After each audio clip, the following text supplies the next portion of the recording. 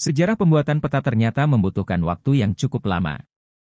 Kini dengan kecanggihan satelit dan teknologi, pembuatan peta mungkin sudah bukan hal yang rumit lagi. Lantas, bagaimana orang di masa lalu membuat peta sebelum ada penemuan perjalanan udara dan satelit? Pembuat peta kuno dari seluruh dunia mengandalkan perpaduan seni, eksplorasi, kecerdikan matematis, dan tumpukan imajinasi untuk menangkap luasnya tanah yang mereka ketahui dan banyak dari yang mereka yakini ada di luar sana. Potongan-potongan informasi tersebut kemudian disatukan dan digunakan dalam pembuatan peta. Dengan demikian, produk awal ini didasarkan pada beberapa pengukuran realistis tetapi juga banyak spekulasi. Peta pertama yang dibuat. Dikutip dari EFL Science, salah satu deskripsi terperinci pertama dari dunia dibuat oleh Anaximander, seorang filsuf Prasokrates yang dianggap sebagai salah satu dari 7 orang bijak Yunani.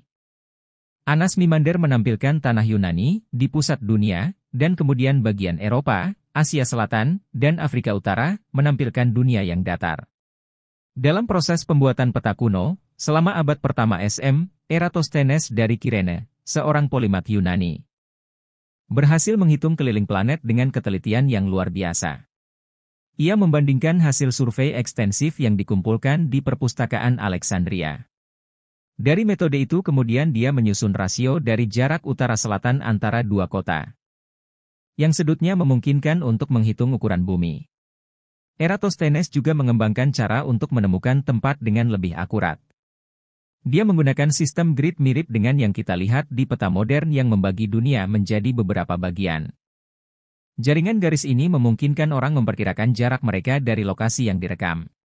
Dia juga membagi dunia yang dikenal menjadi 5 zona iklim, 2 zona sedang, 2 zona beku di utara dan selatan, dan zona tropis tengah yang meliputi khatulistiwa. Setelah digabungkan, semua fitur ini menghasilkan peta yang jauh lebih canggih yang menawarkan representasi dunia secara mendetail. Perkembangan peta selanjutnya.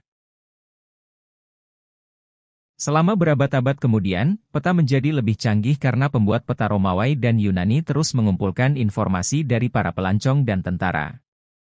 Hal itu memungkinkan Claudius Ptolemeus untuk menulis Geographia 8 jilid yang sangat berpengaruh dalam pembuatan peta-peta berikutnya. Apa yang membuatnya lebih berpengaruh adalah dia memberikan penjelasan langkah demi langkah tentang bagaimana dia memproduksinya sehingga orang lain dapat meniru tekniknya. Geografianya juga diisi dengan koordinat terperinci untuk semua fitur yang dia ketahui, lebih dari 8.000 tempat. Dan dia juga menemukan ide garis lintang dan garis bujur, yang masih kita gunakan sampai sekarang. Karya Ptolemeus ini terus dimodifikasi, seperti salah satunya oleh Muhammad Al-Idrisi yang sangat populer di kalangan pembuat peta dan penjajah Belanda, Italia, dan Prancis. Christopher Columbus juga sangat terinspirasi oleh deskripsi Ptolemeus tentang Asia yang menjadi dasar perjalanannya yang terkenal. Perkembangan signifikan dalam sejarah pembuatan peta adalah penemuan kompas magnetik. Meski pengetahuan tentang magnet jauh lebih tua, penerapannya dalam perangkat andal yang dapat digunakan untuk navigasi tidak diadopsi secara konsisten hingga sekitar abad ke-13. Penemuan ini membuat banyak peta yang ada sebelumnya menjadi usang untuk menavigasi. Maka yang terjadi selanjutnya adalah pembuatan peta portolan. Peta yang digunakan pelancong untuk menavigasi ini menggunakan garis angin yang memanjang dari titik pusat. Contoh peta portolan yang kaya dan detail adalah Atlas Katalan, yang dibuat oleh para kartografer dengan mengumpulkan informasi dari berbagai sumber. Tetapi meskipun dibuat dengan detail tempat nyata, peta juga mengandung banyak fitur fantastis yang mencakup kisah perjalanan dan sejarah yang didasarkan pada mitologi seperti monster, naga, dan lain-lain.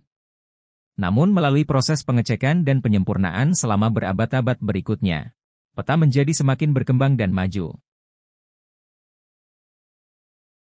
Terima kasih sudah menonton. Jangan lupa like, komen dan subscribe.